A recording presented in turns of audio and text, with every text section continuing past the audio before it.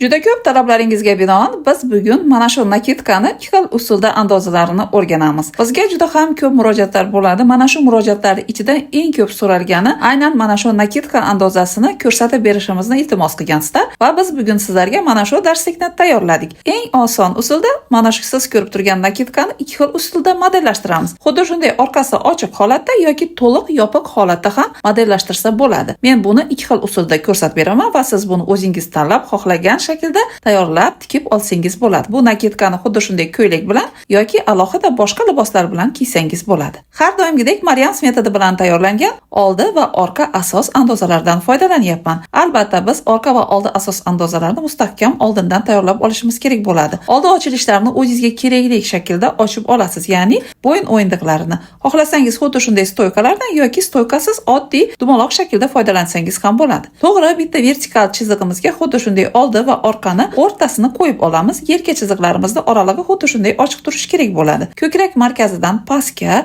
7-8 cm yoki 10-15 cm bu hammani o'zini xohishiga bog'liq. Uzunlikni tushiramiz va albatta yengni uzunligini men bu yerda 30 cm deb ko'rsatyapman. Xohlasangiz buni undan ham uzunroq yoki kaltaroq ham qilishingiz mumkin. Ustidan yangi plyonkani qo'yamiz va mana shu yangi plyonkagaandozalarimizni dublikat qilib ko'chirib olamiz. Ko'rsatib o'tganimdek hamma texnikani ketma-ketlikda bajarsangiz, xuddi shunaqa tarzda siz ham andozangiz tayyor bo'ladi. Uzunligini men bu yerda kaltaroq qilib ko'rsatyapman. Siz xohlasangiz bundan ham uzunroq qilib olsangiz bo'ladi. Demak, mana shu biz hozirgi tayyorlagan andozamiz nakitkani orqa tarafi yopiq holatda bo'ladi. Buklovga qo'yib, matoni oldi orqasini buklov holatida bichamiz. Hech qanday chok bo'lmaydi. Faqat atrofini nakitkani chekkasini o'zingiz xohlagan tarzda obработка qilib qo'yasiz. Bo'yin o'yindig'ini aytganimdek shu holatda dumaloq shaklda qoldirishingiz mumkin yoki bo'lmasa stoykadan foydalansangiz ham bo'ladi. Mana siz bilan biz birinchi nakitkamizni andozasini tayyorlab oldik. Ko'rib turganingizdek, bu yerda buklovda olingani uchun hech qayerda choksiz xuddi shunday yopiq holatda tayyor bo'ladi. Endi biz bu nakitkani xohlasak to'g'ri bichimda, ya'ni vertikal matoga qo'yib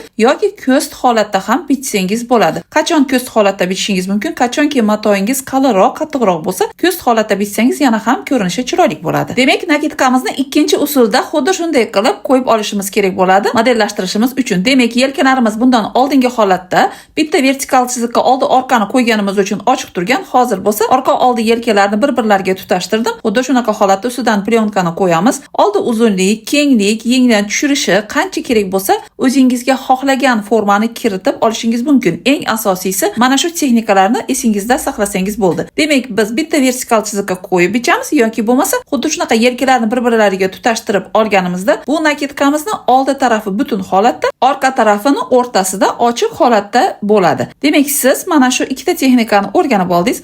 Xohlagandan foydalanasiz va uzunliklarini, kengligini ham o'zingiz xohlagan tarzda belgilashingiz mumkin. Bu yerda atrofini xuddi shunaqa yoylashtirib yoki kvadrat shaklda yoki burchak shaklda ham tayyorlasangiz juda ham noodatiy ko'rinishda bo'ladi. Ko'rib turganingizdek, mana shu orqa tarafni o'rtasidan yana ham qiyaroq qilib ochsangiz, yana ham kengroq ochilishda bo'ladi. Bu ham hammani o'zini xohishiga bog'liq. Bo'yin o'yindig'ini shu holatda qoldirsangiz ham bo'ladi yoki bo'lmasa, xuddi shunaqa stoykalardan foydalansangiz, bu ham o'ziga yarasha chiroyli ko'rinishda bo'ladi. Mana siz bilan birgalikda Maryams metodi yordamida aynan mana shu nakitkalarni juda ham oson usulda ikki xilini o'rganib oldik. Endi siz bemalol nakitkalarni tika olasiz.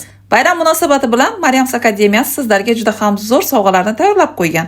Mana shu sovg'alarni siz ham olishni xohlasangiz 25-may kuni soat 20:30 da bo'lib o'tadigan jonli efirimizni o'tkazib yubormang. Mana shu efirda men sizga bayramga qanaqa sovg'alar tayyorlaganimizni yana ham to'liqroq batafsil tushuntirib o'taman. Agar siz Telegram kanalimizga ulanmagan bo'lsangiz, hoziroq profil shapkasidan o'tib Telegram kanalimizga ulanib oling. Maryamsga obuna bo'lib, izohlarda o'zingizni fikringizni yozib qoldirishni unutmang. Bunday foydali videoni albatta yaqinlaringizga, tikuvchi dugonalaringizga, tanishlaringizga albatta yuborib qo'yishni ham esingizdan chiqarmang. Maryamsni kuzatishda davom eting. Oldinda bir-biridan foydali video darsliklar sizlarni kutmoqda.